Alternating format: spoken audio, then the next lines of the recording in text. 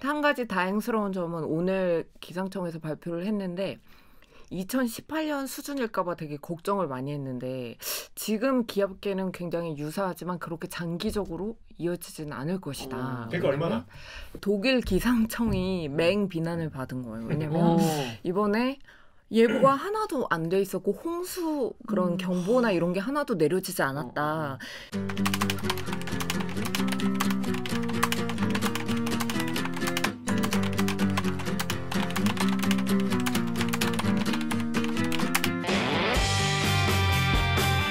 듣다 보면 빠기치고 보다 보면 목이 막히는 사이다 안주는 본격 고구마 섭취 방송 댓글 읽어주는 기자들.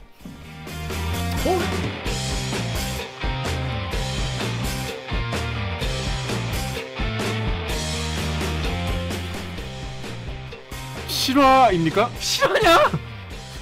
저비용 고퀄리티를 추구하는 사내수공업 방송입니다. KBS 기사에 누리꾼 여러분들이 댓글로 남겨주신 분노, 질책, 응원 모두 다 받아들이고 있습니다. 여러분들이 한 땀 한 땀 눌러주시는 구독과 좋아요 버튼은 4차 언론혁명에 작고 큰 힘이 됩니다. 사실입니다. 반갑습니다. 전 댓글 읽어주는 기자 김기아 기자입니다. 오늘 방송 보시다가 야 그래도 얘네 그래도 괜찮다. 야 재밌다. 들을만하다. 구독과 좋아요 버튼 한 번만 눌러주세요. 오랜만이다. 두 번만 한 번 눌러주세요. 자 자기소개 좀 이따가 해. 알겠어요. 오늘은 급한 이슈가 있습니다. 너무 더워. 오늘 덥지 않았습니까? 저는 늘 더워요. 네, 늘 더위를 많이 타요. 네, 더위 많이 타는 우리 정연욱 기자 그리고 오규정 기자 그리고 로고 듣고 우리 일부 폭염 너무 더운데 왜 이렇게 덥냐? 언제까지 덥냐? 얼마나 덥냐? 여름이니까 덥지. 왜 덥냐? 여름인데 이거 너무한 거 아니야? 너무한 거 아닙니까? 이거에 대해서 알아보는 시간 가지도록 하겠습니다. 자기 로고 주세요.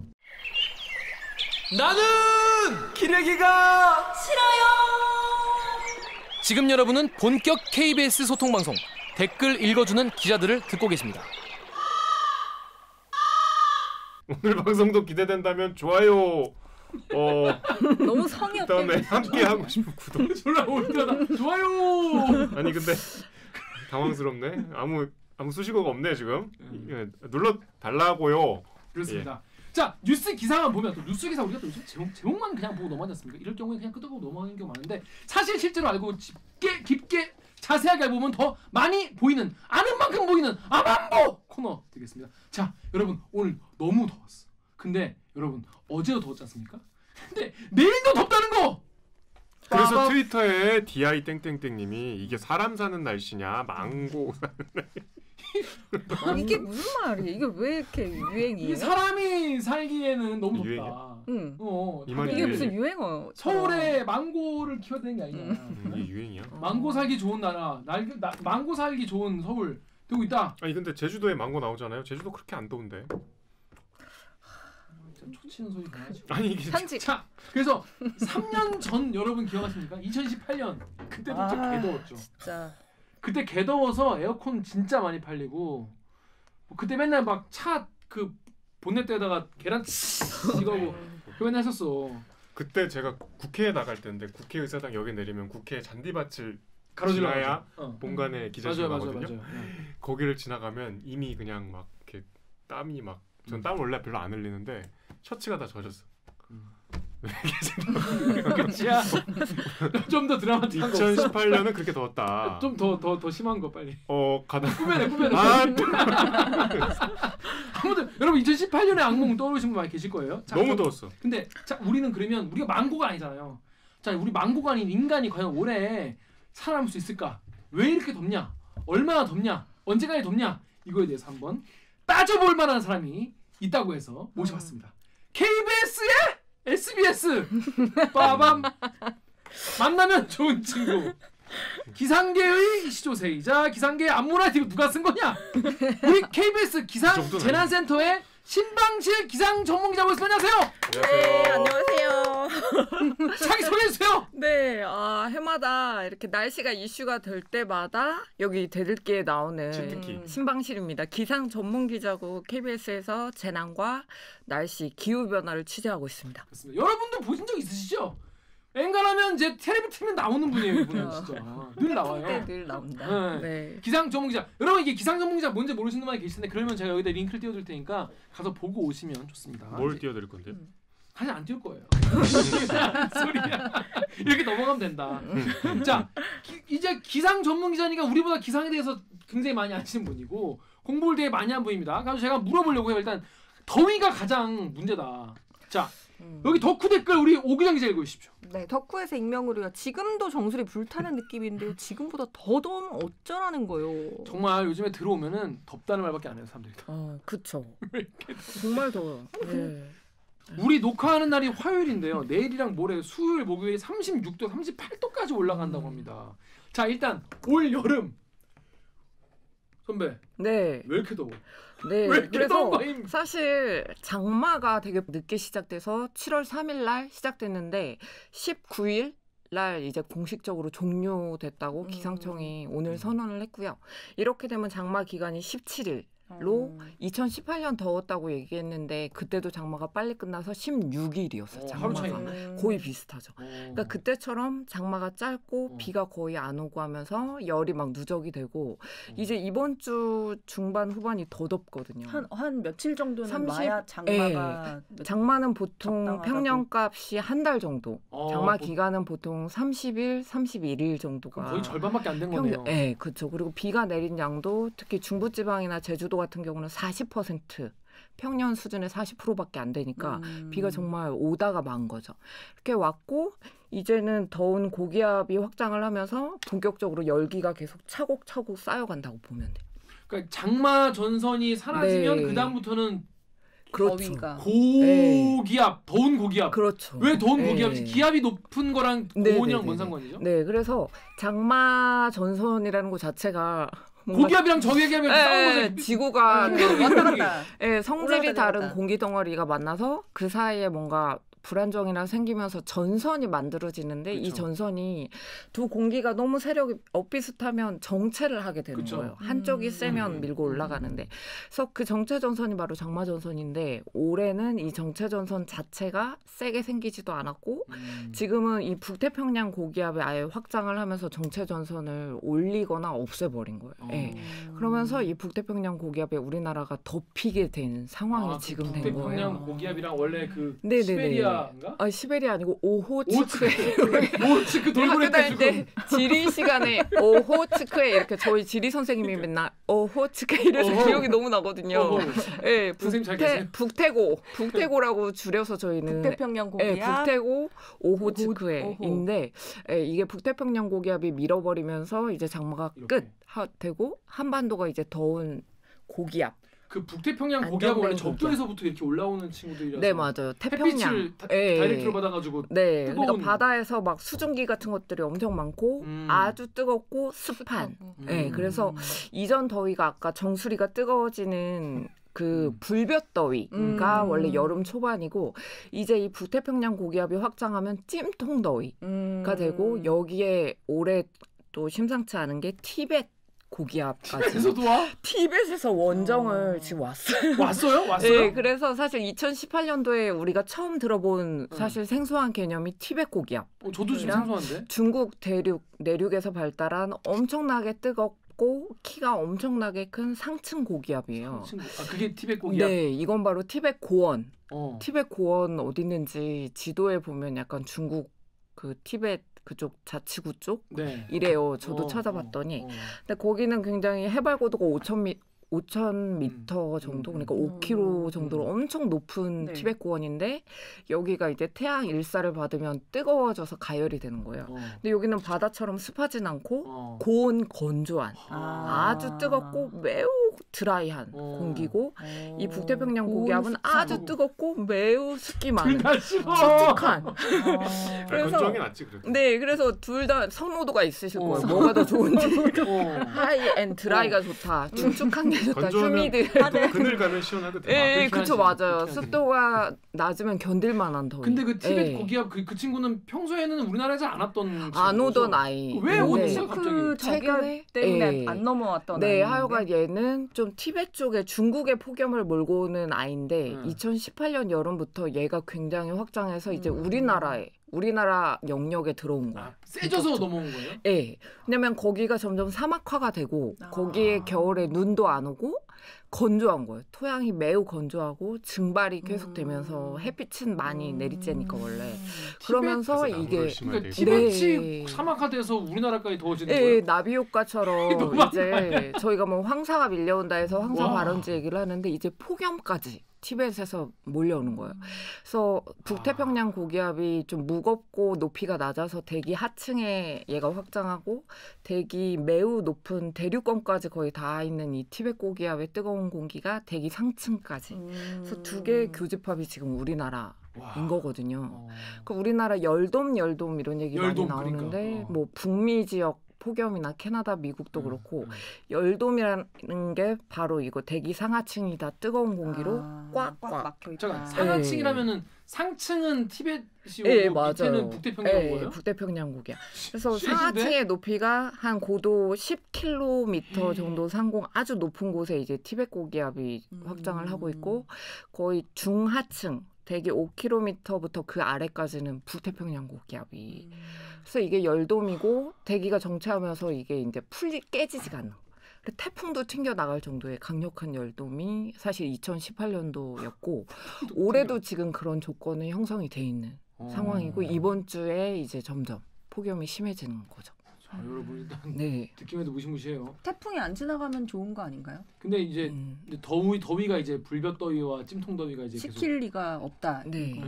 계속 온다는 네, 거죠. 그래서 불볕더위랑 찜통더위가 합쳐져서 그 새로 생겨난 말이 압력솥더위라는 신조어가 맞네. 기대를 하면서 거기 너무 꽂히는 단어에서 맞네. 제가 썼는데 압력솥더위. 압력솥은 압력이 세잖아요. 고압의 조건으로 이제 밥을 짓고 그러는데 마치 이거 티벳 고기압이 위쪽에서 누르고 압력으로. 있거든요. 고기압은 원래 하강 기류가 있기 때문에 공기를 꽉꽉 눌러줘서 오. 이 공기들이 빠져나가지 못하게. 근데 뜨거운 안에서는 열기를. 막 밥이 네. 되고 있어서 네, 습한 그렇죠. 거기서는 거고. 엄청 그 습하고 뜨거운 공기 밥이 막 되고 있는데 뚜껑처럼 닫혀 있는. 네, 압력솥. 딱이네. 같이. 압력솥더위. 이해가 한 방에 되는 네, 거야. 그래서 거의 뭐 40도 넘는 이런 극한 수준의 폭염은 과거와 다른 압력솥 더위. 한반도는 지금 압력솥 네. 상황. 네네네. 자, 압력솥.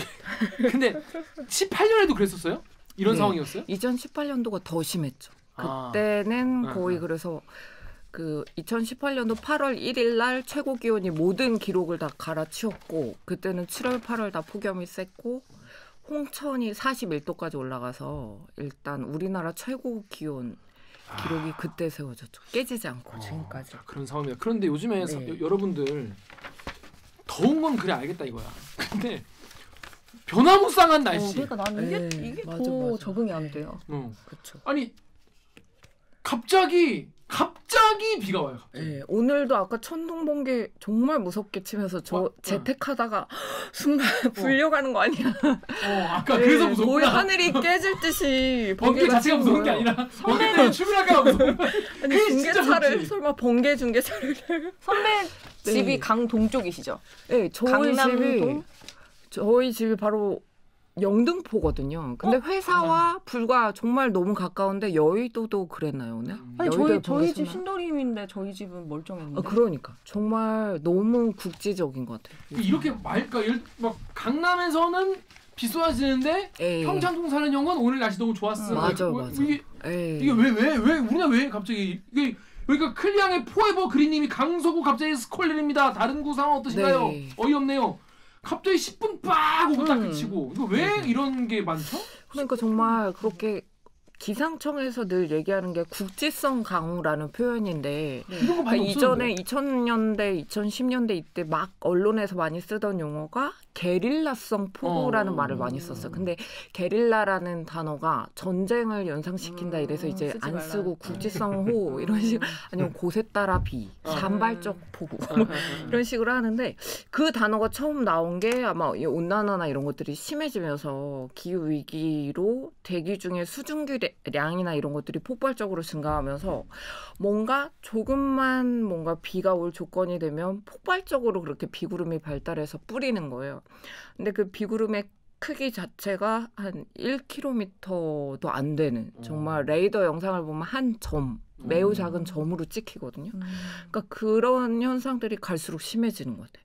그래서 예전에 막 그런 국지성 폭우 얘기 나오고 SNS가 그때 처음 시작됐을 때 강남에 비 와요. 뭐 이런 것들이 SNS에 올라오면 강북은 안 오는데요. 뭐 이런 것들이 이제 그 인스타나 이런 것들이 이제 공유가 되면서 저희도 보도를 할 때 강남에는 이렇게 해가 나는 사진과 뭐 이런 식으로 보도를 했는데 그런 경향성이 점점 커지고 있고 그리고 기상청이 이걸 따라갈 수가 없는 거예요. 왜냐하면 기상청에서 사용하는 그 수채보 모델 격자의 크기라고 하는데 바둑판처럼 그 격자의 크기로 우리나라나 지구 전체를 나눠서 아주 수학 방정식이나 이런 걸 계산해서 이제 온도도 예측을 하고 하는데 그 격자의 크기보다 더 작은 비구름들이 움직이는 거예요. 그러니까 그물의 크기가 굉장히 성근 그물로 이렇게 하니까 그 구름을 건져낼 수가 없는 거예요. 예측할 수 없는. 그래서 그런 현상들이 되게 많고 최근에 다른 나라에서도 뭐 일본에서도 장만 막 산사태로 피해가 엄청나게 크고 인명 피해, 유럽도 그런데 이게 정말 과학 기술의 약간은 한계라고 할 수 있을 정도로 선진국에서도 그렇게 인명 피해가 많이 날 정도로 예측을 못했다 이런 얘기들이 나왔거든요. 점점 이렇게 되고 있는 거죠. 이게 이른바 스콜이라고 우리가 이제 흔히 알고 있는 그런 비구름인 거예요. 그러니까 동남아랑은 그렇죠. 스콜이랑 좀 다른 게 스콜 같은 경우는 뭐 낮에 집중이 되고 비구름의 모양도 띠 형태를 띠고 있는데 이 우리나라 소나기는 보면 밤낮을 가리지 않잖아요. 밤에도 세게 막 쏟아질 때 있고 낮에도 쏟아지고 그래서 기상학적으로 스콜이랑 좀 다르고 비구름도 점형이에요. 막 흩뿌린 듯한. 그래서 소나기는 사실상 기상청이 예보가 어렵다고 하는 게 뭐 장마가 차라리 쉽다. 태풍이나 왜냐면 띠 형태의 구름이나 뭐 저기압이 통과하면 이런 게 있는데 정말 소나기는 뿌린 듯이. 그래서 며칠 전에는 우리나라로 동풍이 들어오면서 그 동풍 따라서 소나기 구름이 막 발달하는데 너무 놀랐던 게 막 저희 회사에 있었는데 부서에서 시간당 거의 100mm 소나기가 오는 거예요. 전남 지역 막 근데 그게 점점점 이동을 해서 패턴을 알 수가 없고 이 비구름이 보통은 편서풍 때 타고 서해에서 이렇게 빠져나가잖아요. 근데 이 비구름은 소나기성 비구름이 동풍을 타고 우리가 늘 아는 패턴이 아니라 거슬러서 움직이는 거예요. 거슬러서 너무 신기한 게 동쪽에서 발달해서 경기 동부 찍고 서울 찍고 김포, 경기 서부 이쪽으로 빠져나가는 거예요. 반대로. 그러니까 와 정말 우리가 알던 그 비구름 패턴도 아니고 정말 이거는 정말 이변이다 막 이런 식으로 저희들끼리 얘기를 했었거든요. 사무실에서. 진짜 동남아에 내리는 그 스콜도 바람이 그렇게 불진 않거든요. 그쵸, 좀 그냥 비가 많이 와요. 시원하게. 비가 많이 한꺼번에 내려서 우리가 스콜이랑 비슷하다고 생각하는 건데 요새 내리는 비는 바람이 막 갑자기 같이 불 그리고 약간 약한 태풍 같은 느낌. 막 벼락치고 돌풍 막 우박 뭐 이런 식으로 머리가 막 아파. 딱딱딱딱 떨어져서 머리가 막 딱딱 아플 정도로.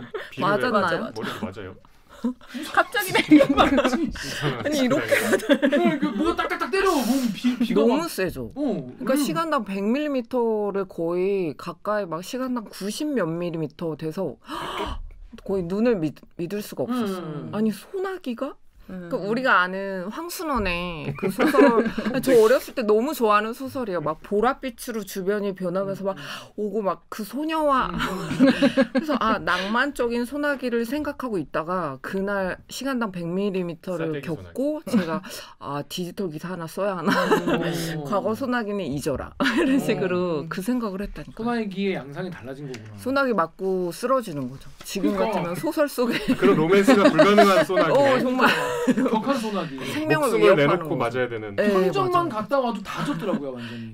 맞아요. 짧은 사이에. 그리고 또 금방 그치고 해가 쨍하니 또 나더라고요. 우리나라 근데 이거 계속 이렇게 생길까요? 그러니까 앞으로 더 심해지면 심해지지 예전 소나기나 이런 걸로 돌아갈 수 없는 것 같아요. 정말 온실가스 배출을 0으로 줄인다고 해도 이미 200년 전에 배출한 온실가스들이 축적돼 있기 때문에 200년 뒤에나 벗어날 수 있지 않을까. 이게 지금 압력 압밥솥 더위같이 네. 이게 위에서 티벳 고기압 뜨거운 공기가 누르고 밑에 네. 습한 이게 꽉 뭉치면서 네. 요만큼만 탁 터치가 일어나도 거기에 갑자기 뭐 비가 빡 오고 이런 상황이라는 네, 거예요. 그렇게 될 수 있는데 사실 그 압력 밥솥 더위가 너무나 강하면 비조차 내리지가 않아요. 그러니까 오늘까지는 이렇게 소나기가 왔는데 내일부터는 이제 계속은 전국이 대체로 맑음이에요. 비가 안 들어있어.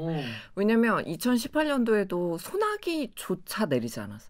왜냐면 너무나 안정된 고기압이 누르고 있고 일단 비구름이 만들어지려면 상승기류나 이렇게 대류 활동이 일어나야 하는데 안정된 고기압이 누르고 있어서 그 상승을 못한 거예요. 이 기류들이 하강기류가 하강 저기압은 상승기류고 고기압은 그래서 사실 2008년도 여름에는 사람들이 어떻게 생각했냐면 저희도 태풍이라도 하나 와줬으면 좋겠다. 왜냐하면 기압계를 흐트러 놓는 좀 센 태풍이 지나가네. 올라오면 고기압의 영역을 흐트러 놓고 약간 더위를 식혀주는 효자 태풍이라는 말이 있어요. 그래서 근데 이게 효자였다가 기사는 영어들이 불효자가 될 수 있잖아요. 순간 자칫하면 이 정도로 그걸 많은 건 아니었어요. 그쵸. 왜냐면 피해가 서울에는 생기니까. 효자가 될 수 있는데 제주도는 막대한 피해가 날 수 있기 때문에 이 말을 사실은 조심하면서 그 2018년도에 저희 기상청 가서도 정말 어떻게 소나기도 안 오냐. 태풍이라도 하나 왔으면 좋겠다. 이 얘기를 했던 기억이 나거든요. 근데 사실 지금도 이제 열돔 상태가 이번 주까지 되면서 태풍도 지금 다 못 올라오잖아요. 다 중국 쪽으로 2개가 연이어서 들어가는데 못 뚫고 들어와서. 아니 번개가 너무 많이 치는데 네, 그거 그 얘기를 잠깐 해보려고. 네. 이 개드립 댓글 좀 읽어주십시오. 개드립의 LLLII 님이 한강에 미친 번개침 유프라테스님 멸리르 있는지 확인하러 가봐. 뭐야 멸리가 혹시 영상 보셨는지 모르겠는데 네. 한강 한 가운데 정말 갑자기 진짜로 그거 미친 이따만한 번개가 정말 꽝 떨어지더라고. 그렇게 큰 번개가 처음 찍힌 봤어요. 거예요? 찐으로. 이거 사진 그런 있어요. 영상이 있어. 그래가지고 물고기 다 죽었겠다 사람이. 번개 맞아서. 네, 근데 이게 그래서? 유튜브에 한 유튜버 분이 이거를 그냥 계속 틀어놓는 분이 계시거든요. 근데 거기에 포착이 된 거예요. 그래요. 근데 서울 이거, 경기지방에 이거. 지금 말한 대로 진짜 지금 멸리르 물에 나오네. 크네요. 어머, 와. 아니 저런 이거 진짜 멸리르네. 멸리르가 뭐야? 토르 망치. 토르 저런 번개가 근데 우와. 요즘에는 번개가 유독 많이 치더라고요. 정말 많이 치죠. 왜 그런 겁니까? 그러니까 번개가 이유가 많이 있는 친다는 나쁜 건 사람이 많아서. 대기 상하층의 불안정이 엄청 크다는 걸 보여주는 현상이거든요. 약간 되게 안정돼.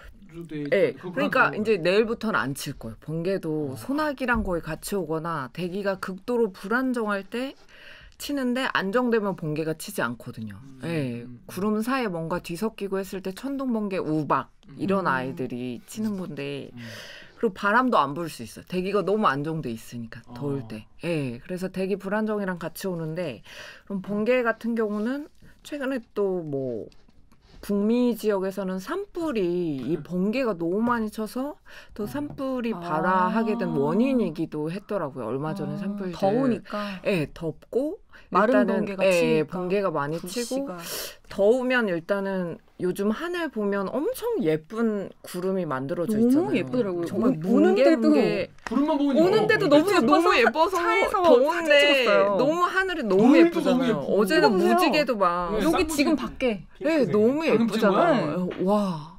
나중에 보내줘.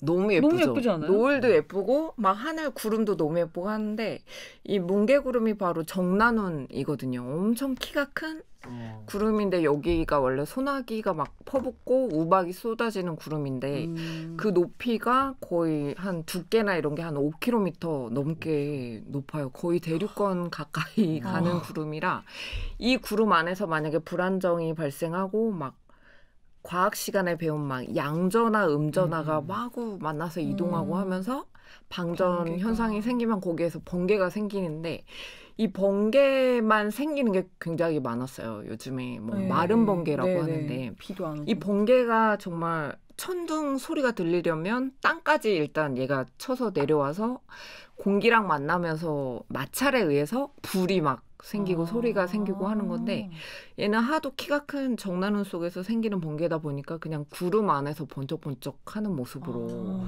보이는 거고 이게 땅까지 내려오면 이제 소리까지 막 우릉쾅쾅 하는 건데 이런 마른 번개들이 되게 많이 치고 기록적으로 땅에 안 이것도- 내려와서 천둥이 안 치는 건가? 네, 그거를 저도 잘 몰랐는데 하여간 그렇더라고요.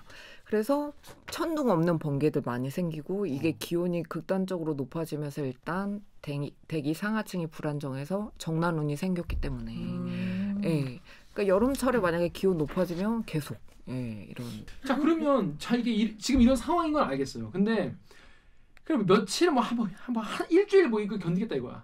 근데 자 클리앙 댓글 우리 오기정 기자 읽어주십시오. 클리앙에서 이슈님이요. 18년엔 덜 습해서 괜찮았는데 올해는 너무 습해요.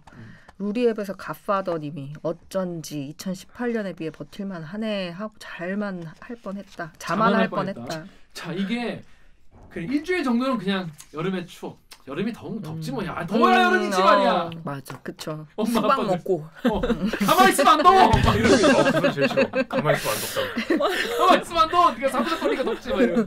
그냥 일주일은 견딜 수 있어. 아니 맞아. 제가 부모님이랑 살잖아요. 근데 제 방에 에어컨이 없어요. 맞아.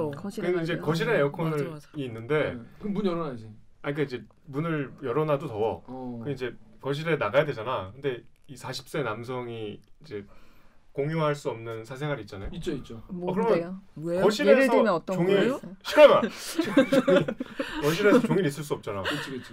근데 이제 더우니까 거실에 있으면 불편해. 그렇지. 엄마 아빠 왔다 갔다 하고 막 그럼 다시 방으로 가면 죽을 것 같아. 너무 더워. 다시 거실로 나오면 불편해. 시원해. 여름이 지옥이야. 그러니까 둘 중에 선택을 계속 강요받는. 사생활을 버리고 사생활을 버리고 엄마 아빠와의 공존을 할 것이냐. 그러니까 방에 있을 때는 그래도 시원한 데가 낫지 하고 이제 나간단 말이야.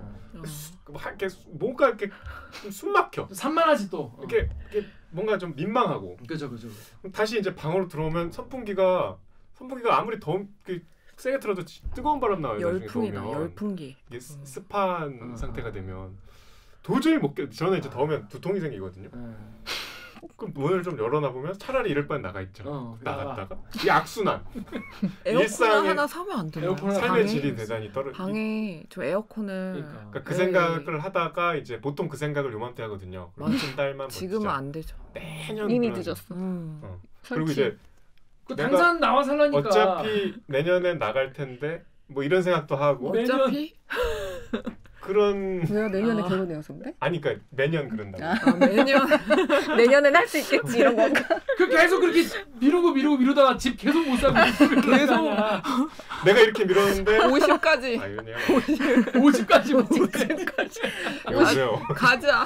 결혼하면 집 사야지 하다가 내가 40까지 진짜 안 살 줄 몰랐지. 그러니까 이게 더위뿐이 아니고 그런 이제 여러 가지 과거의 선택과 기회 비용이 막 떠오르면서 막 이제 짜증이 나는 또 거야. 불행해지고 근데 더워. 불쾌지수가 올라가. 짜증이 나는 상태에서 더워.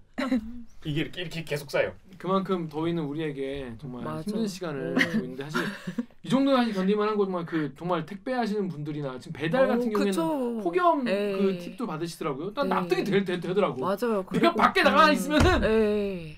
빨리 집에 가겠다는 생각밖에 안 들거든. 맞아요. 그리고 배달 주문할 때 그래서 그거 쓰잖아요. 뭐요? 천천히 오셔도 돼요. 아, 왜냐면 좀만 늦어도 전화를 하시더라고요. 아, 저도 맞아. 배달을 엄청 많이 시켜 먹는데 제가 동을 잘못 찾아서 지금 빨리 갈게요 그러니까 막. 뛰어오지 마시라고. 네, 그래서 네, 천천히. 마시라고. 근데 지난주도 더웠거든요. 네, 이번 맞아요. 주도 덥는 중이거든. 언제까지 더운 겁니까 이거? 네, 그래서 사실 댓글에 아직 덜 습해서 괜찮았다라고 하셨는데 아직 본격적인 폭염은 이제 이번 주이기 시작도 안 때문에 됐군요. 이렇게 말씀하실 수 있는 것 같아요. 서울이 이제 36도, 6도 이런 식으로 가고 아마 체감온도는 더 올라가잖아요. 매일 그런 폭염이 되고 그래서 아마 그런 공식 기상 관측소가 아니라 그 자동 기상 관측 장비인 AWS에서는 거의 40도 육박을 할 거란 할 말이에요. 걸로 지금. 예상을 해요. 예. 그러니까 40도 가까이 올라갈 거고 폭염 이제 습도도 점점 높아지고 누적이 되면서 해서 이번 주가 아마 최악의 고비일 것이다. 한 가지 다행스러운 점은 오늘 기상청에서 발표를 했는데 2018년 수준일까봐 되게 걱정을 많이 했는데 지금 기압계는 굉장히 유사하지만 그렇게 장기적으로 이어지지는 않을 것이다. 그러니까 얼마나? 7월 말만 돼도 이제 이 열돔이었던 아이들이 수축하면서 이제 우리나라가 약간 이 교집합에서 좀 벗어나는 기미가 지금 약간 그 모델들마다 보이는 거예요. 모델들마다 앞으로 2주 참으면 되네요. 예, 그러니까 일단은 이달 지금 한참 원래 더울 때잖아요. 7말 8초 그래서 휴가를 많이 가고 학교도 방학하고 그러니까 이 시기는 언제나 늘 덥다 이런 걸 생각을 하시면서 좀만 버티시면 그래도 2018년보다는 희망이 있어. 왜냐면 그때는 정말 희망 고문이었거든요. 이게 폭염이 싫은 게 낮에는 더워도 밤에 안 더우면 그래도 살 수 있는데. 맞아. 밤에도 덥죠. 열대야가 더 힘들죠. 사실은 낮에는 뭐 회사에 있는다든지 사무실이나 이런 시원한데 무더위 쉼터도 뭐 지금 코로나 때문이긴 하지만 열면 낮엔 갈 수 있는데 밤에는 집으로 돌아와야죠. 그래서 사실은 이 열대야가 사망이나 온열 질환에 더 큰 영향을 준다. 이런 연구 결과 많이 있어. 생각해 보면 요새 이제 재택들을 많이 하니까 직장이나 이런 데서 뭐 더위 에어컨을 바람을 쓸 수 있는 것도 아니고 온전히 집에서 다 그 에너지 비용을 감당을 해야 되는 전기세가 걱정이 돼서 사실 막 세게 못 틀잖아요. 집에서는. 그래도 회사라도 가거나 아니면 그러니까 회사에 뭐 있는 동안은 볼일 보러 가면 시원하고. 근데 코로나 때문에 지금 어디 갈 수도 없고. 갈 수 있는 은행도 곳이 아예 없어. 3시 반인가 문 닫아요. 맞아요. 그렇죠. 제가 얼마 전에 세탁소 동네에 갔는데 불을 다 꺼놨어요. 그래서 불을 닫은 줄 알았더니 세탁소 에어컨이 없거든요. 세탁소가 막 뜨거운 김이 계속 올라오잖아. 너무 더워서 불이라도 꺼놨다는 거예요. 들어가 보니까 지옥이야. 근데 거기서 하루 종일 일하시잖아. 네, 정말. 그러니까 이게 그러면 퇴근하고 밤에라도 좀 덜 더워야 되는데 잠도 못 자고. 여름은 참 너무 힘든 것 같아요. 탈출할 데가 없어. 제 기억으로 그러니까 보통 8월도 원래는 8월도 덥잖아요. 원래 8월이 원래 더 덥죠. 원래 8월이 더 덥거든. 그럼 나 좀 불안한데 예를 들어서 이번에 이게 뭐 7월 말에 끝난다고 쳐요. 근데 혹시나 8월 초 두 번째 더위가 또 올 수도 있습니까? 그러면 그렇게 하진 않는데 일단은 뭐 2018년 수준은 아니다 뿐이지 8월까지도 평년이랑 비교를 했을 때는 비슷하거나 높음이에요. 진짜요? 네, 지금 이제 더 이상 이 기후 위기 속에 평년보다 떨어진다 이런 거는 이제 더 이상 나올 일이 없어. 네, 어찌 됐건 비슷하거나 높음. 전 최근에 그 심슨 만화 있잖아요. 심슨이요.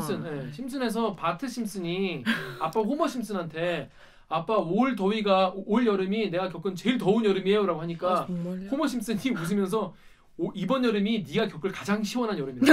오, 정말 전곡을 진짜 심슨은 정말. 와, 근데 심슨 가족은 실화입니까? 철학적 맞아요. 하듯이 오늘이 제일 시원한 날일 수 있는 거예요. 올해가. 네, 왜냐면 한 번도 늘 전지구 평균 기온이나 이런 걸 보면 2010년대 이후 계속 경신 되잖아요. 그러니까 더 이상 이전보다 시원하다 이럴 날은 없는 거다.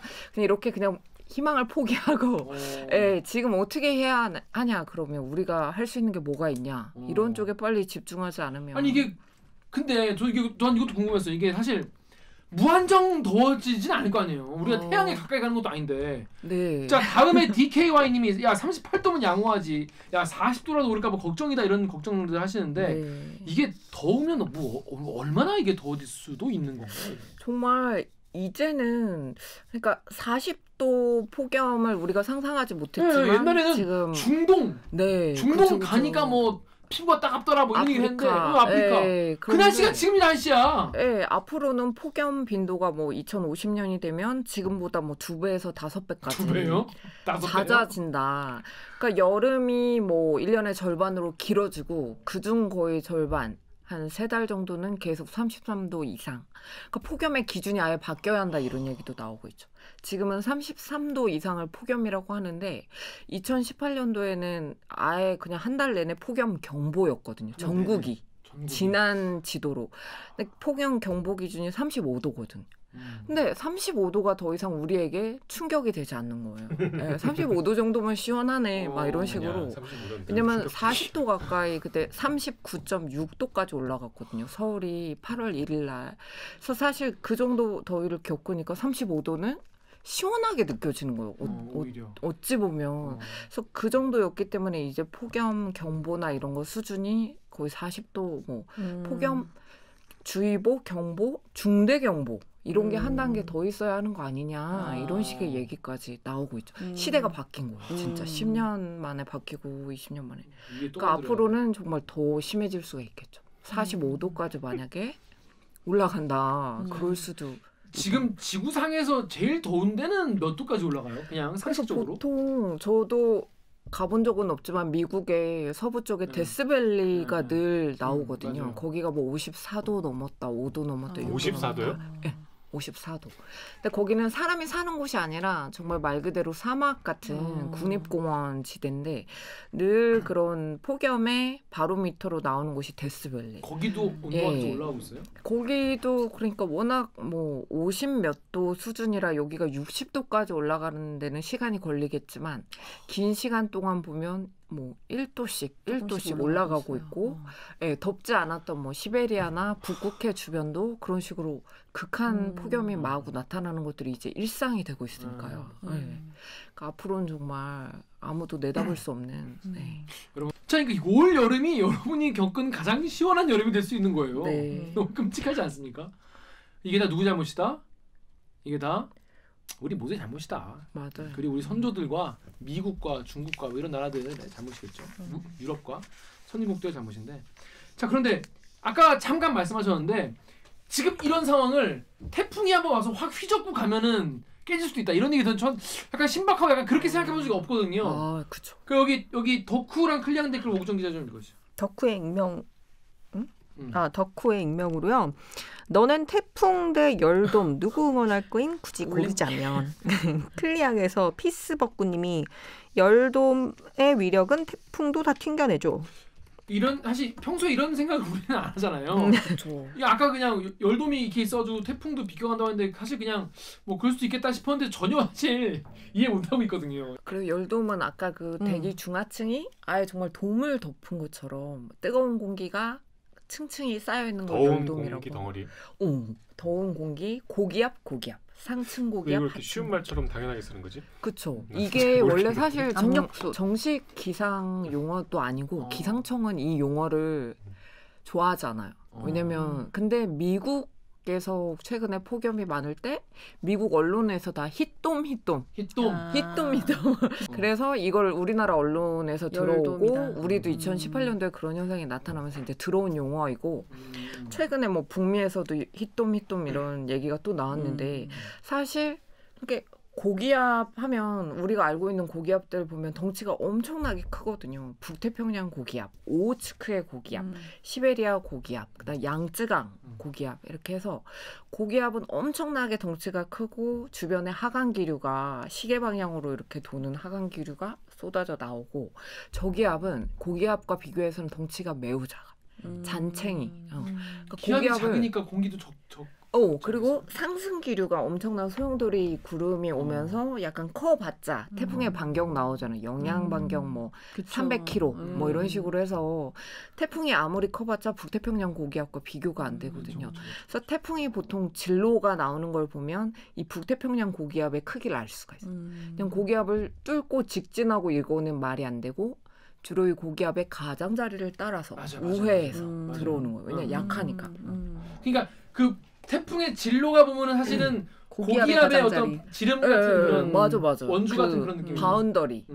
그래서 고기압의 이렇게 오른쪽으로 도는 시계 방향 바람과 저기압 반시계 방향이 하면서 둘이 이렇게 태풍이 고기압이 얘를 끌어올려주는 역할을 하고. 그래서 사실은 고기압이 엄청 세면 태풍이 못 들어오고 가장자리를 배회할 수밖에 없고 그 히돔, 열돔이 있을 때는 더 세잖아요. 압력소처럼 고기압이 아예 못 들어오게 막으니까. 보호막이라고 할 수 있어. 근데 그게 뭐 보호막일지 아니면 다른 재앙을 불러오는 그래서 둘이 뭐 태풍이 좋다, 열돔이 낫다 뭐 이런 것들을 말할 수는 없는데 사실 뭐 2018년도엔 그것 때문에 태풍이 못 오고 결국 그 열돔이 와해되기 시작할 때 태풍이 드디어 와요. 하나가. 2018년도 8월 하순에 찾아온 태풍 솔릭. 이었는데 솔릭이란 이름이 기억날 거예요. 나요. 그때 이 솔릭은 너무 중계 탔어. 인천공항에 나가 있는 오규정 기자 연결해 보겠습니다. 네, 날이 밝으면서 서서히 결항편이 생길 것 같은데 지금 상황 어떻습니까? 네, 오늘 인천공항을 통해서 출국할 예정이셨던 분들 밤사이에 잠 못 이루셨을 텐데요. 크게 걱정하지 않으셔도 될 것 같습니다. 밤사이에 내리던 비는 새벽이 되면서 지금은 완전히 그친 상태고요. 대신 태풍이 조금 올라오고 있어서 그런지 바람이 다소 강하게 불고 있습니다. 네, 지금까지 인천공항에 나가 있는 오규정 기자였습니다. 유명한 게 쏠린다고 솔릭 기억이 나요. 2018년도에 태풍이 하나 왔으면 했는데 늘 못 왔거든요. 중국 쪽으로 똑같이 가고. 근데 솔릭이 그때 밑으로만 왔어. 위로 안 오고. 맞아요. 그래서 인천공항에서 계속 기다렸는데 안 왔어. 느림보 태풍 솔릭이었는데 거의 성인이 걷는 속도로 이 태풍이 늦게 왔어. 그러면 더 피해가 그래서 더 오래 제주도 부근에 거의 한나절 반나절 넘게 거기에서 열 몇 시간 동안 머물고 그래서 천천히 그때가 그때 아니에요? 그때 다 제주도에 발목 껴가지고 맞아. 제주도 커플들 다 중계 그거 얼굴 나가고 막 이랬다는 그때 맞죠? 지워달라고 전화 오고. 맞아. 그때 느림보 태풍 솔릭이 최초로 이제 와해될 때 뚫고 들어왔고 이 태풍이 우리나라에 상륙해서 들어왔어요. 드디어 이 열돔을 흩어놨죠. 그래서 폭염이 끝이 나게 됐어. 이 솔릭 이후에. 그럼 나 궁금한 그럼 예를 들어서 이제 열돔이 이제 해산됐어요. 예를 들어서. 네. 근데 그렇다고 해서 그러면 그 다음은 어떻게 됩니까? 그 다음은 그래서 8월 말이었기 때문에 그때가 더위가 사실상 9월로 넘어가는 시점이라 이 끝이 보이지 않는 폭염과 열대야가 솔릭을 계기로 이제 접고 이제 가을로 접었죠. 질문 있습니다. 그 이번 열돔은 좀 일찍 와봤잖아요. 네. 그럼 얘 끝나면 8월에도 그럼 더위가 남아있는 거예요? 그러니까 이 더위는 만약에 8월, 7월 말에 흩어지더라도 8월은 워낙 덥고 태양의 고도도 높은 시기이기 때문에 그것만으로도 덥다. 근데 위안이 되는 건 2018년 수준은 아니다. 이 정도의. 그러니까 40도 수준의 폭염은 아니고 한 35도를 오르락내리락 아니면 33도. 폭염 특보는 내려지겠지만 40도는 아니다. 아닐 거다라는 전망에 그래 다행이다. 저는 근데 이게 저도 그냥 보통 직장인이니까 그냥 뭐 큰 건물에 자주 들어가면 사실 되잖아. 또 차 타고 다니면 뭐 되고. 근데 정말 집에서 지하철역까지 가는 동안 지하철역에서 회사 들어온 동안만 그 더위를 쬐도 맞아요. 하루 종일 힘이 없고 막 그러던데. 맞아요. 이거 내가 그냥 몸이 안 좋아서 그런 건가? 아니면 그게 실제로 온열 질환인 거예요? 온열 질환이 더위 먹는 거죠. 더위 먹는 것도 온열 질환이니까 열 탈진, 열 그런 약간 해서 열 때문에 쓰러진다든지. 그러니까 하루 종일 손이 약간 뜨끈뜨끈하고 막 그래요. 네, 그렇죠. 그리고 더위를 잘 타는 사람이라면 더 그럴 수 있고 나이가 많거나 기저질환이 있는 분들 더 심하고. 그래서 2018년 폭염 때 이제 그 응급실에서 온열 질환으로 사망한 사람이 가장 많았거든요. 48명이었고 집계를 시작한 이후에 가장 많았는데 이후에 이제 응급실뿐만 아니라 전국적으로 통계청이 조사를 했더니 그 48명보다 한 3배 이상 많은 실제 온열 질환으로 숨진 사람이 162명이었다. 그러니까 이거는 응급실 통계는 응급실에 실려 와야지 카운팅이 되는 거잖아요, 집계가. 근데 뭐 쪽방촌이나 아니면 거리에서 뭐 아니면 병원에 가지 못한 채 이런 분들이 훨씬 많다는 거예요. 그래서 사실 그분들이 돌아가신 원인을 봤더니 90%가 열사병. 열사병은 체온이 한 40도 가까이 올라가고 해서 땀은 전혀 나지 않는데 그렇게 내부 장기 기관이나 이런 게 손상돼서 사망에 이를 수 있는 무서운 병이거든요.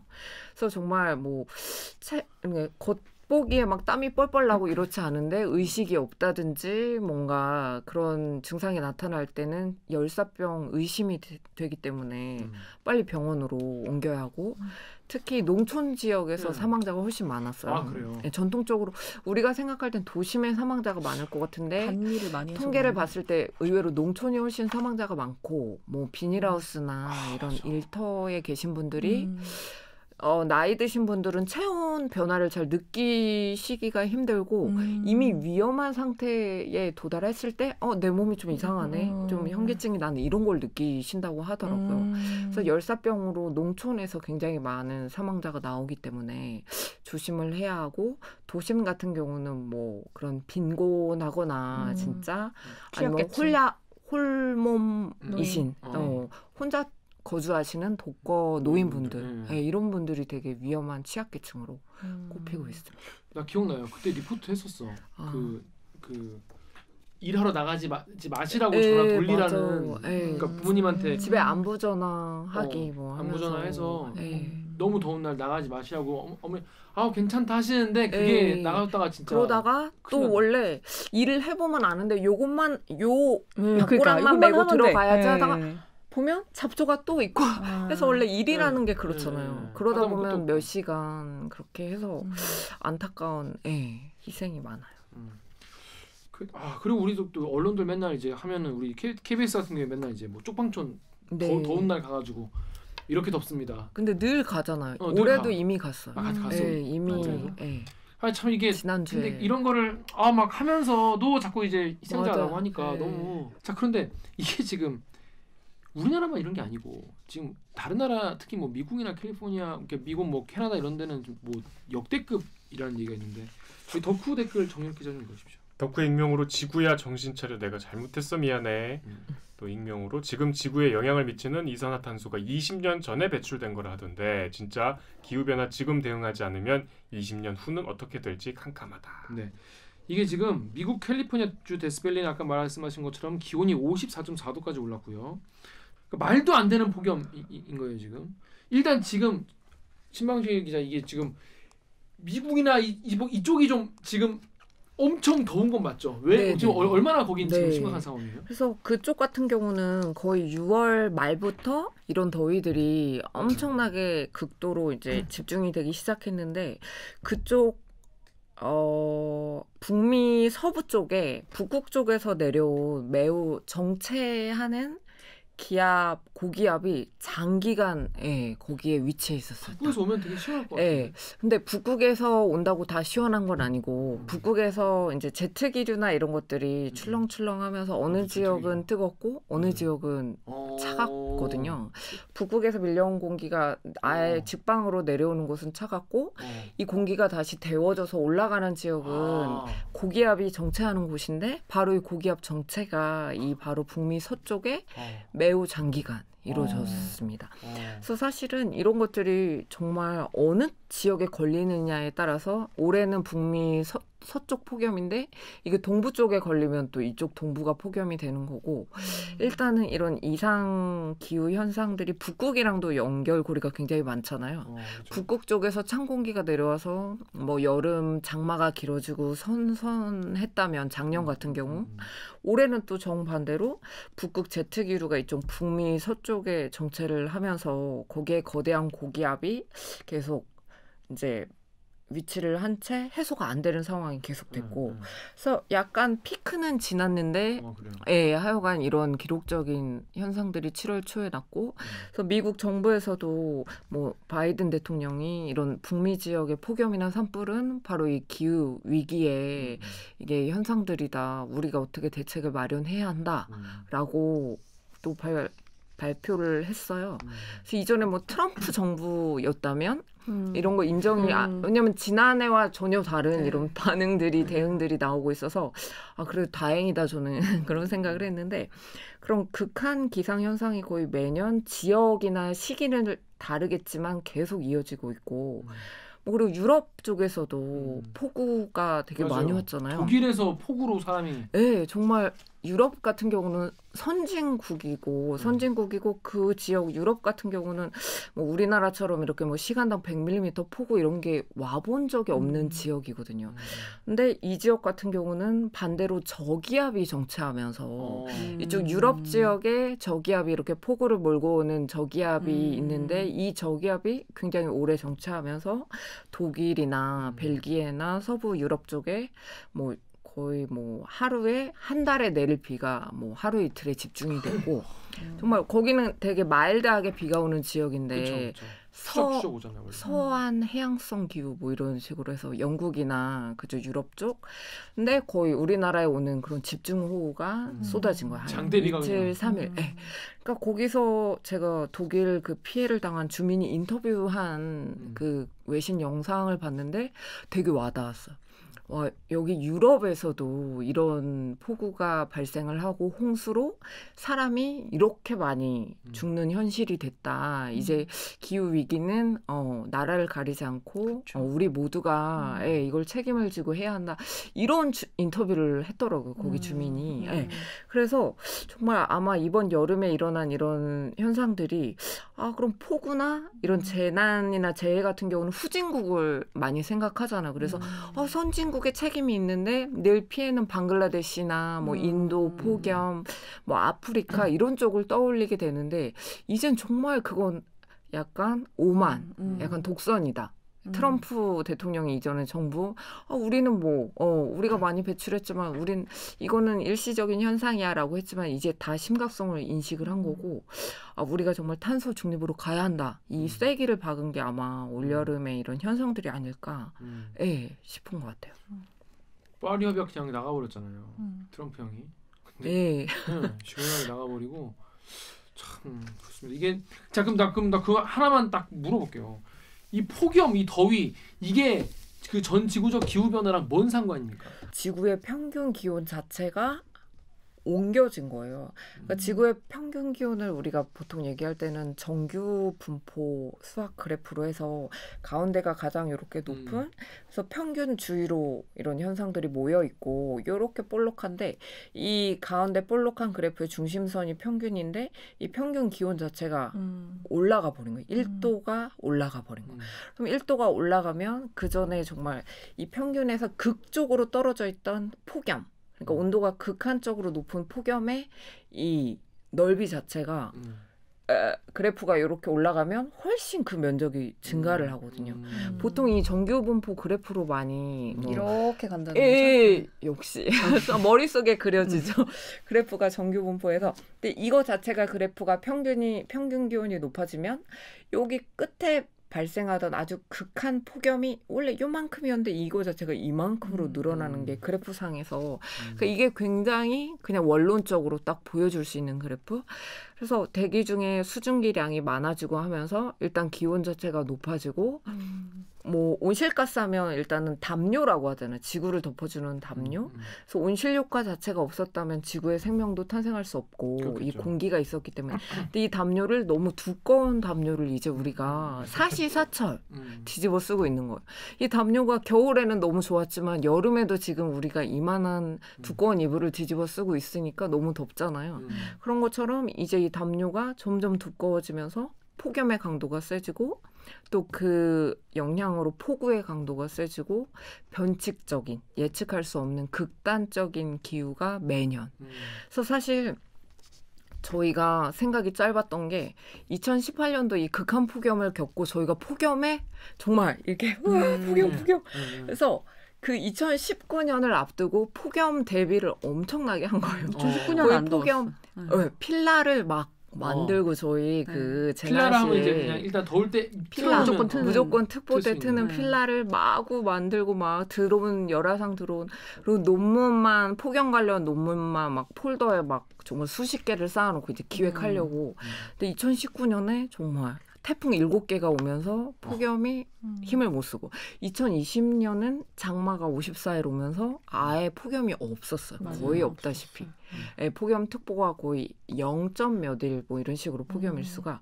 그러니까 정말 우리가 예측하지 못하는 거예요. 한 해 한 해의 기후가 뭐 여름이니까 덥겠지 하지만 정말 올여름의 핫 이슈가 폭염이 될지 태풍이 될지 장마가 될지 아니면 그 모두 아무것도 없는 또 기이한 여름이 될지 뭐든 어중간한 그러니까 그걸 내다볼 수 없다는 것 자체가 매우 리스크가 큰 위험 사회로 이제 가고 있는 게 아닌가. 그렇죠. 기후가 촉발점이 돼서 그러니까 모든 게 더 어려워지는 사회로 가는 것 같아요. 선진국, 후진국을 가리지 않고 그 독일도 그런 폭우에 별로 대비가 안 돼 있는 나라니까 피해가 더 큰 거고. 네, 그래서 너무 신기한 게 그 인터뷰들을 봤는데 독일 기상청이 맹비난을 받은 거예요. 왜냐면 이번에 예보가 하나도 안 돼 있었고 홍수 그런 경보나 이런 게 하나도 내려지지 않았다.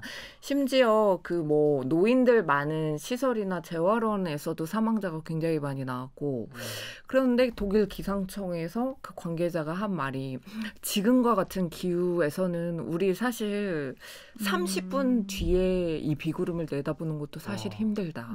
고백하자면 이런 식으로 인터뷰를 했어요. 그러니까 사실 우리나라도 독일보다 우리나라는 변화가 심하잖아요. 바다가 삼면에 있고 정말 지형이 산악지형 많고 막 태백산맥 그래서 되게 좁은 나라에서도 되게 버라이어티 하거든요. 우리나라 뭐 부산은 해 쨍쨍 나는데 대구는 뭐 비 오고 막 정말 그렇거든요.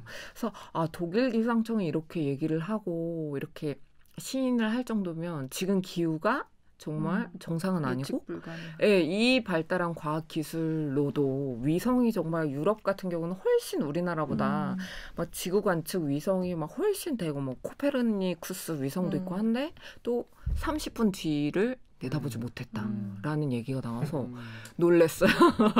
네. 네. 그 조별과제. 아까 탄소 배출 얘기가 이렇게 흘러와서 여기까지 왔는데 이게 사실 자업자득인 면이 있죠. 왜냐하면 탄소 배출이라는 게 탄소를 배출한다는 게 좀 추상적이지만 우리가 버린 쓰레기가 다 탄소잖아요. 근데 그때도 얘기했지만 그 쓰레기를 배출하는 뭔가 우리 머릿속에 떠오르는 특정한 이미지가 있는데 그게 다가 아니라니까. 예를 들면 쓰레기를 많이 배출하는 산업 중에 석유 산업이 1등이고 2등이 의류 산업이래. 우리가 옷을 많이 사면 돌고 돌아서 폭염에 기여하는 거야.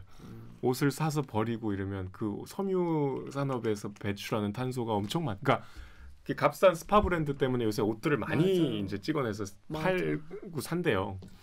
그게 이 소비가 더 풍족해질수록 이제 탄소 배출의 가능성은 더 높아지고 이게 이제 돌고 돌아서 다 우리의 폭염과 혹한으로 오는 거예요. 헌옷 수거함을 통해 헌옷 수출업체의 선별장으로 모이는 옷들. 이 중 일부는 국내 빈티지 샵 등으로 유통되지만 대부분은 해외로 수출되는데요. 포장되고 컨테이너에 실려 인도나 캄보디아, 아프리카 가나 같은 개발도상국으로 향합니다. 가나의 칸타만토 시장도 중고 의류가 거래되는 곳 중 하나인데요. 세계 5위의 헌옷 수출국인 우리나라 옷들도 이곳에서 어렵지 않게 찾아볼 수 있습니다. 시장에 들어오는 옷은 매주 1,500만 개. 옷들이 넘쳐날 만큼 많은 까닭에 절반 가까이는 어느 누구에게도 팔리지 않고 그냥 쓰레기로 버려지는데요. 그런데 그 쓰레기의 양 역시 지역 폐기물 처리 시스템이 감당할 수 없을 정도라서 강에 버려지거나 불태워지거나 그냥 아무렇게나 폐기되고 있죠. 결국 시장 근처엔 헌옷으로 만들어진 쓰레기 강이 생겨버렸고 소들은 산더미 같은 옷 위에서 풀 대신 합성 섬유를 뜯고 있습니다. 이렇게 막대한 양의 옷이 버려지고 있지만 또 한쪽에서는 계속해서 엄청나게 많은 옷을 생산하고 있는데요. 70억이 사는 지구에서 1년에 1,000억 개의 옷이 만들어집니다. 1년이면 330억 개가 버려지는 거죠. 의류산업이 배출하는 온실가스의 양은 전 세계 선박과 항공산업을 합친 것보다 많다고 해요. 자업자득이고 인과응보 이런 식으로 맞아요. 그러니까, 와 큰일 났다 이러고 나서 이제 뭐 쓰레기하고 버리면 아무 소용이 없다는 거죠. 네. 속상하다. 그래서 가끔은 저희는 이제 미래 기후변화 시나리오나 이런 거에서 뭐 2050년에 어떻게 되고 이런 거 많이 보잖아요. 2030년. 그러면 2050년에 내가 살아있으면 몇 살이고 이제 요양원에 있겠구나 그 나이 되면. 그리고 코로나19보다 더 심한 바이러스가 막 매년 막 찾아오는 거예요. 기후 위기로 원래 코로나19도 박쥐나 이런 동물들의 서식지가 파괴되면서 인간 가까이에 그 동물들이 오게 되고 박쥐에게는 아무 해가 없던 바이러스가 동물이나 인간에게서 이런 식으로 많은 변종을 일으키고 해서 지금 이렇게 됐는데 정말 미래 2050년에 나의 미래는 어떨까 이런 걸 생각해 보면 되게 암담한 그런 미래가 그려지더라고요. 그래서 SF 소설 보면 맨날 디스토피아, 맨날 망한 세계. 지구를 떠나고 인터스텔라나 이런 거 보면 먼지를 피해서 맞아요. 먼지를 피해서 먼지 때문에 옥수수밖에 못 하고. 그쵸. 다 이거 산소호흡기 끼고 있고 최근에 뭐 이런 우주 비행도 이제 현실화됐는데 정말 지구에는 돈 없는 저 같은 사람이 남고 이제 그렇게 개척지로 나가지 않을까 정말 먼 미래에는 그런 생각도 드는 저도 것 있을 것 같아요 선배. 같이 있읍시다. 요양원에 올해는 더위가 막 이러면서 아이고 42도밖에 안 돼 괜찮아. 수박 좀 쓸어봐. 그러니까 그리고 그런 일이 일어나지 않으려면은 이게 다른 나라를 탓할 게 아니라 에어컨 있는 방에 살고 있겠지. 아니야 같이 오세요. 있는 요양원에 그때도 나 방에 에어컨 없이 엄마 아빠랑 사는 거 아니겠지? 자 그런 게 있으면 안 되겠죠. 그렇습니다. 여러분 자 정리하자면 올해는 덥지만 2018년만큼은 안 덥다. 그리고 이 더위는 7월 말까지는 가겠지만 그 이후에는 조금 누그러질 가능성이 있지만 그래도 한동안 더울 것이다. 뭔 소리야? 그러니까 이 지금 완전 미친 더위는 7월 말에 2주 정도 기본적으로 더운 건 있기 때문에 하지만 그조차 알 수 없다. 그렇죠. 정확히 알 수 없지만 그 이후엔 덥다. 그리고 태풍은 당분간 없다. 열둠 때문에 뭐 요 정도. 그리고 지금 이렇게 졸라 더운 거는 우리 모두가 쓰레기를 버렸기 때문이다. 우리가 쓰레기이기 때문이다. 우리 선조와 이제 미국인과 중국인들과 이런 분들, 유럽 분들과 이런 모든 사람들이 우리나라가 탄소 배출 면적당 탄소 배출은 1위예요. 전 세계에서. 그래서 버렸기 때문이다. 제압. 그러니까 지금이라도 우리라도 조금씩 옷을 사지 말고 옷을 덜 멋쟁이가 오늘 좀 멋쟁이 그냥 이렇게만 입고 있는 옷 입어라. 그리고 자동차도 이제 테슬라만 사시고 화성 갈 거니까 테슬라 PPL인가요? 테슬라 PPL 받으면 뭐 일론 머스크 보고 있나? 화성 갈 거니까 그렇습니다. 하여튼 자 아무튼 우리 모두 올 여름 잘 좀 이겨내도록 하겠습니다. 이겨냈으면 좋겠습니다. 자 신방실 기자님 이게 정말 대한민국의 이 이제 날씨로 약간 떨어져 갈 때마다 KBS의 과학 선생님. 네, KBS 과학 선생님 오시는데 오늘 출연 소감 어떠신지 한 말씀. 네, 1년에 한 번씩 나오는데 나올 때마다 너무 살림살이가 진화하고 업그레이드, 조명이 생겼네. 예전에 막 테이프로 붙여서 막 쓰러졌던 작년에 맞아. 제가 기억력이 되게 좋거든요. 네, 쓰러지고 그랬는데 비는 안 샌다. 네, 그런데 너무 좋아하고 또 인지도도 너무 더 높아지는 것 같아서 너무 축하합니다 여러분. 소감 물어봤더니 왜 이렇게 축하를 해주고 그래. 다음 오실 때는 더 발전한 델기가 더 있도록 하겠습니다. 자 그럼 저희는 여기서 이제 신방실 기자 여기 원래 오늘 재택근무인데 이것 때문에 집에서 이렇게 있다가 옷 입고 나오신 거예요? 그래서 다시 집으로 보내드리고 SBS 끄죠? 네, SBS 그리고 2부 브리핑 뉴스 브리핑으로 돌아오겠습니다. 로봇 주세요!